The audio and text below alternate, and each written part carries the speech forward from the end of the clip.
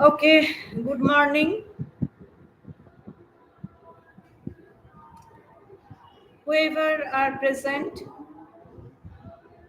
please write your name, enrollment number, and study center code in the chat box.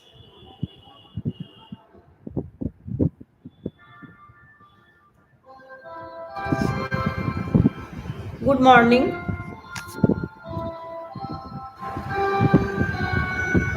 Please write your name, roll number, and study center code for getting the attendance.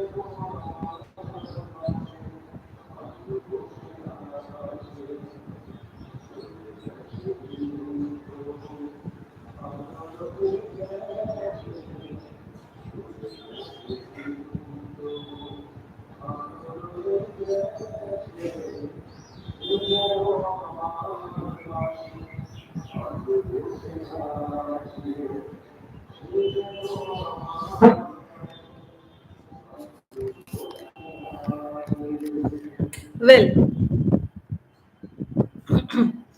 welcome to the last online class of MPC 005.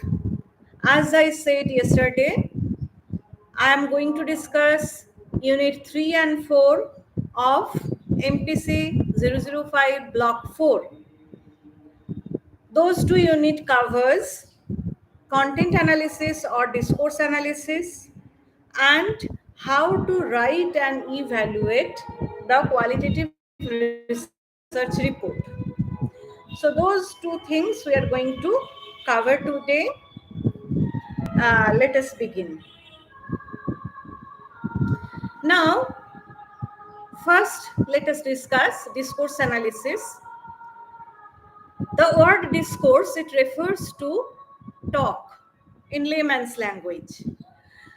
Now, this talk refers to the ways in which people describe or explain their experiences, just like phenomenology. But the difference between the two is that in phenomenology, we just structure the obtained experience or the obtained,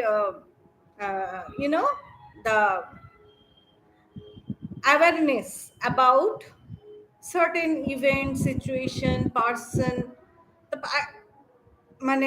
what the uh, personal personal experience.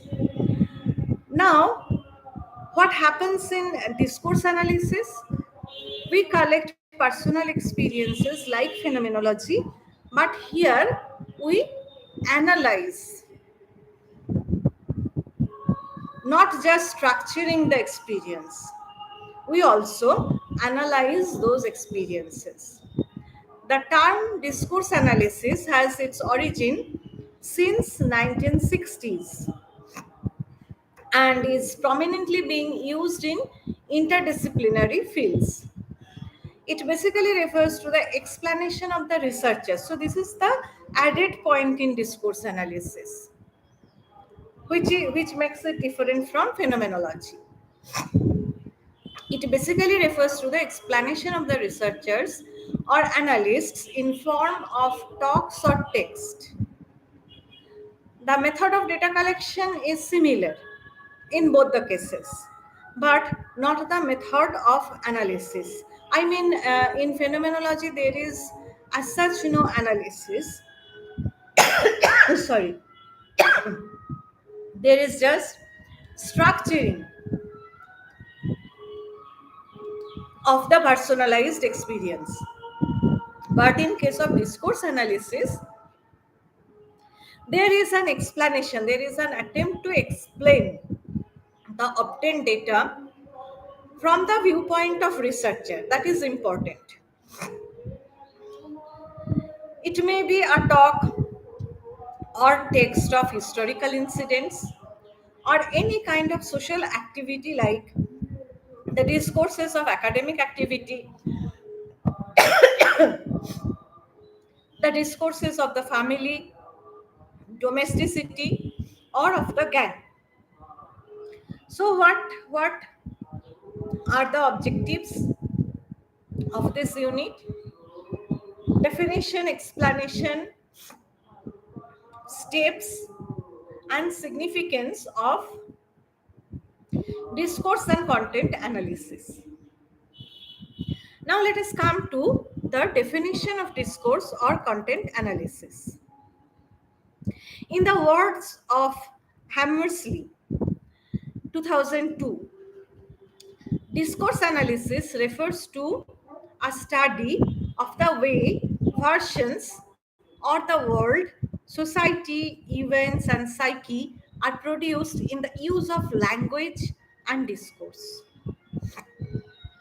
So, whatever data we receive in the form of word or text will be the content of discourse analysis.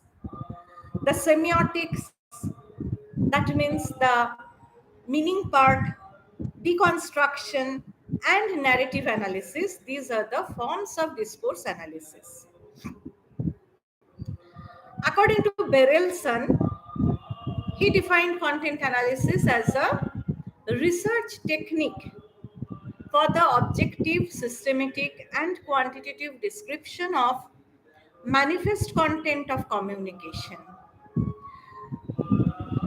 Easiest example of this is whatever comments you have done in the chat box in these past 5 or 6 days can be a content of discourse analysis or content analysis, because I encourage your comment, that whatever you want to say in the chat box. Some of you make comments, some of you do not.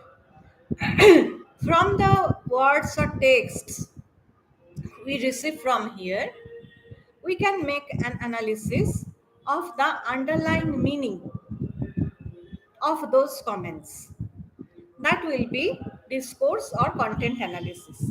Since this is an online class, though it is a real time class, there is, and the time is restricted, there is not much scope of two-way communication. But in any case, if there is a scope of two-way communication in this stipulated time, we need to cover a vast area in a very small time. That is the demand of the course.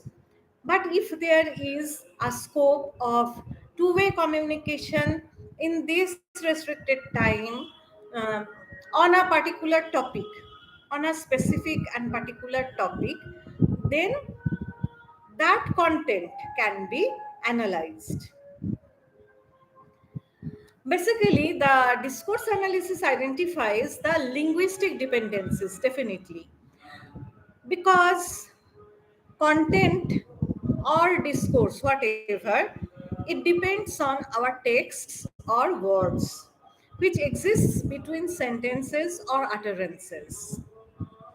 However, it is really difficult to define the concept of discourse analysis.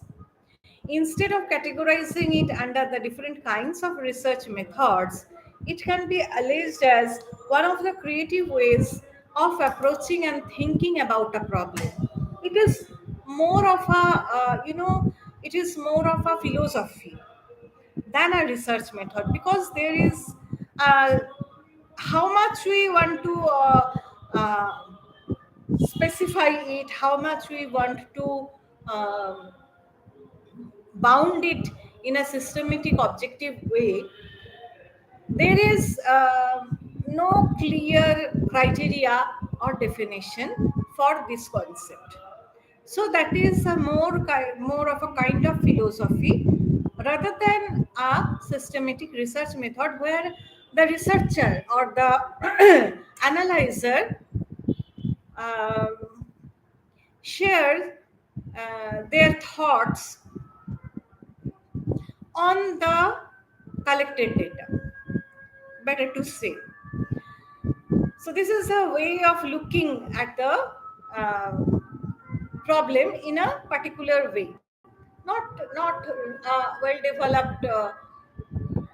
We can say it well developed research method, but all the criteria cannot be met.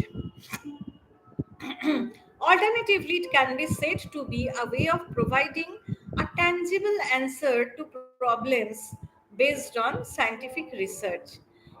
It attempts to explain, it attempts to objectify, it attempts to, it attempts to give us an objective viewpoint. uh, about the problems we present in a scientific field. However, the advantage of these points, what then, if this is not very clear cut, if it is not very specific, then what are the advantages of this method as a research method? The method of discourse analysis will help in unveiling the hidden motivations behind a text or behind the choice of a particular method of research to interpret that text. Um, that can be said like that, why a person has uttered a certain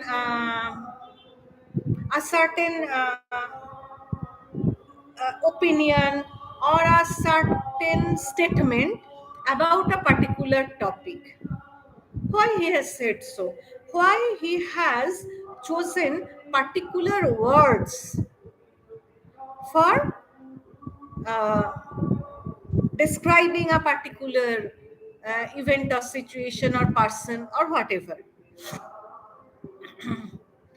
Expressed in today's more trendy vocabulary, critical analysis or discourse analysis is nothing more than a document deconstructive reading an interpretation of a problem or text.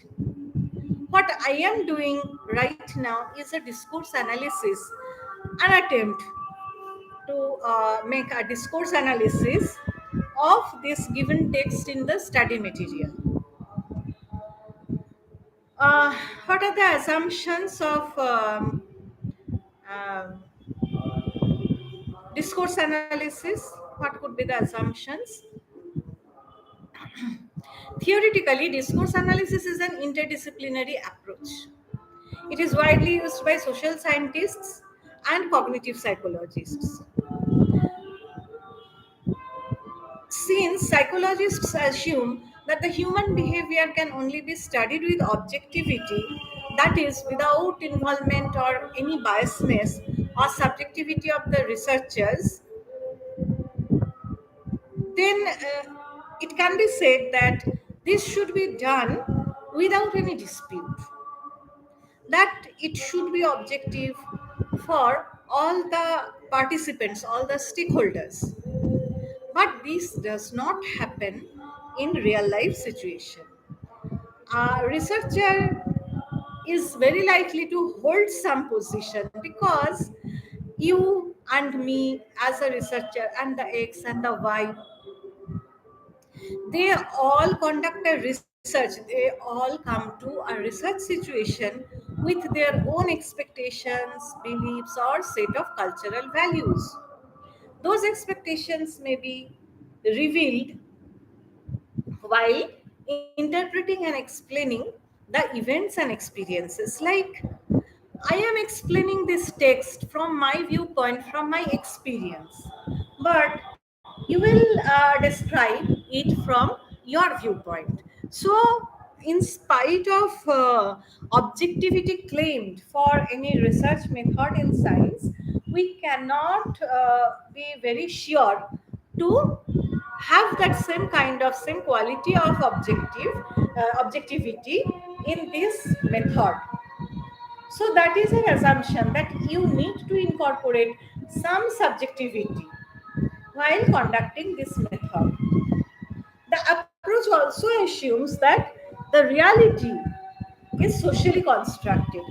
When I am assuming that the reality is socially constructed, we are already assuming subjectivity, because the society is made up of individuals, and all the individuals, they come with their own set of cultural values, expectations, beliefs, and all. It is assumed that in a scientific research, the reality can be categorized. The constructs generally used by psychologists, like personality, intelligence, and thinking, are explained as real and naturally occurring categories or events. So, for our discourse analyst, all the psychological constructs we use in a psychological research, they can occur very naturally, and they can be explained in a practical manner, in a reality based manner. However, the assumption ignores the fact that it is language which gives a shape to the categories and construct. Um, I don't know how much of you have completed cognitive psychology, the course of cognitive psychology here, but there is a particular hypothesis stated in the field of language. When we study language, we state a particular hypothesis which is called Horfian hypothesis. Horfian, Whorfian, Horfian. If you have Morgan and King as your ready textbook, you can refer to that textbook for um, explaining, for the explanation of Orphean hypothesis, other than from internet. Now, what is said in Orphean hypothesis, that our language is also socially constructed. It is socially and culturally, uh, I mean, it is different. The language becomes different from culture to culture. Although there is some, you will say that yes, language is different from culture to culture. I'm not only saying about the phonetics, I'm not only said about the sounds that differ from culture to culture. I am also saying about the meaning that is also culturally different. One example, what is given in the textbook of Arkan and King is that Eskimos, they have different words to describe different forms of ice, but it is only ice and snow for us. Like paddy, uh, very very commonly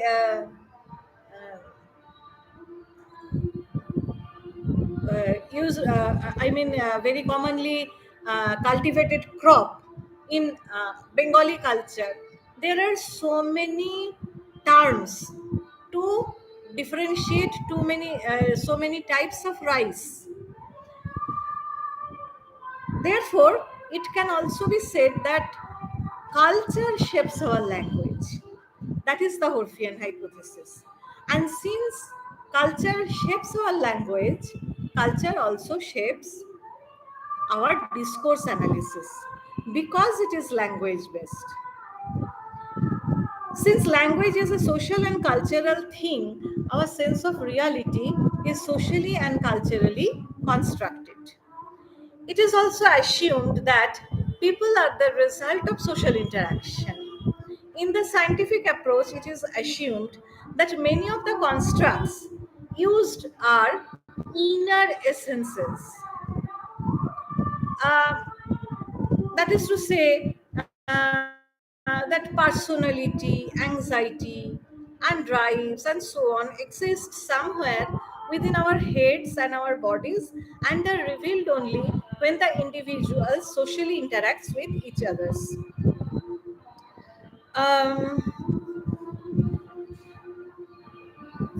That means it is said, it is assumed that uh,